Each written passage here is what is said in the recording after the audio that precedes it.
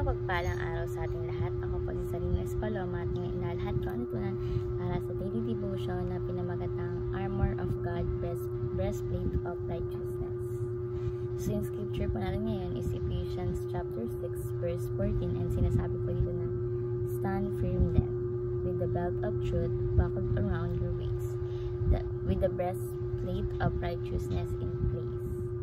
Kaya't maging handa kayo, ibigkis sa inyong baywang ang sentro ng katotohanan at isuot sa dibdib ang baluting katwiran.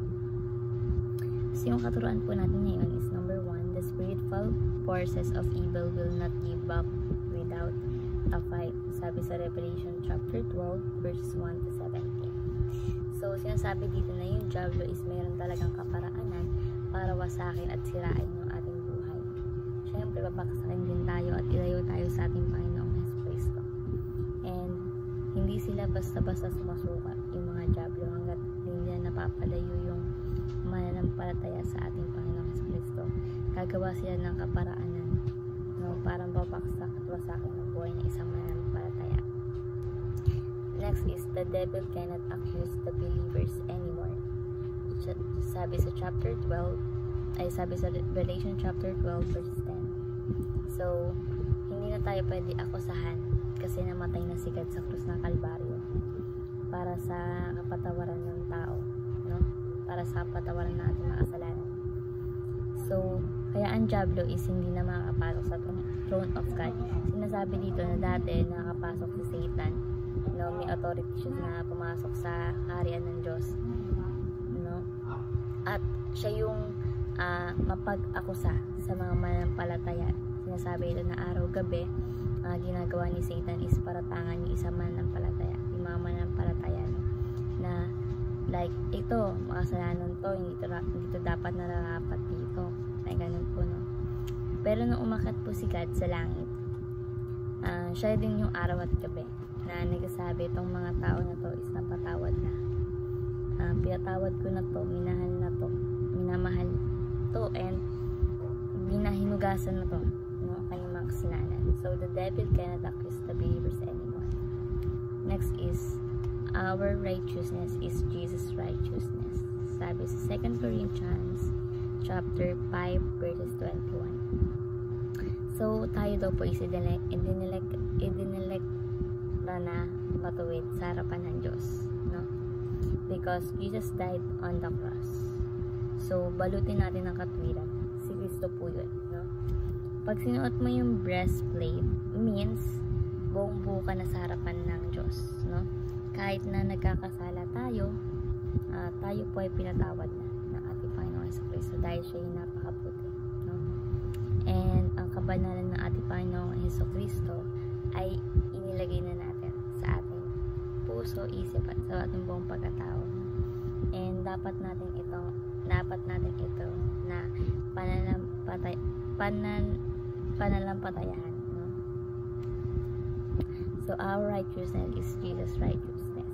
So bilang application po, number 1 is believe in Christ's righteousness imputed in us. Sabi sa Philippians chapter 3 verses 3. So pananampalatayahan po natin yung katwiran at kabanalan ng ating Jesucristo, no, na inilagay sa atin.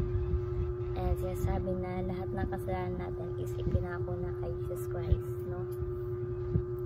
Pinarusahan na ang kanyang katawan, sa kanyang katawan, no, na napako sa krus ng Kalbaryo. Believe in Christ's righteousness imputed in us. So hindi na po tayo pwede akusahan ng ni Satan, no? Sinasabi dito na walang tatalab sa atin kapag suot-suot natin yung kabanalan ng ating Panginoong Jesucristo. So next is be righteous just as we are righteous before God. Sabi sa 1 John chapter 3 verse 7. So hindi daw po ibig sabihin na tayo ay matuwid na sa harap ni God. Ay okay lang tayo magpatuloy sa ating paggawa ng kasalanan, no?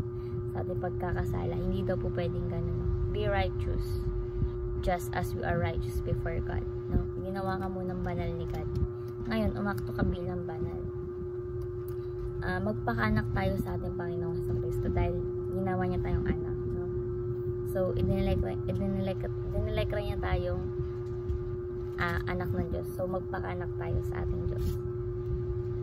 Next is, build the kingdom of God by obeying the Great Commission. Sabi sa Matthew chapter 28, verses 18 to 20. So, sinasabi dito na nagpapagamit po tayo sa Diyos and ginagamit po tayo ng Diyos para palaganapin ang kanyang kaharian dito sa lupa. No? At ang mga bansa ay mapasa ilalim ng kanyang kaharian, no? Sa ating paghahari ng Panginoon. And kasama na po sa bansa na yun, yung ating bansang Pilipinas, no? Sinasabi po ni Pastor Russell na kasama po yung ating bansa sa ilalim ng paghahari ng ating Panginoon sa Kristo. So, build the kingdom of God by obeying the Great Commission. So, ito po yung aking tutunan sa daily devotion. Now, I may share natin sa iba at may apply sa ating pang-araw-araw na buhay. Thank you po sa pakikinig at God bless po sa ating lahat.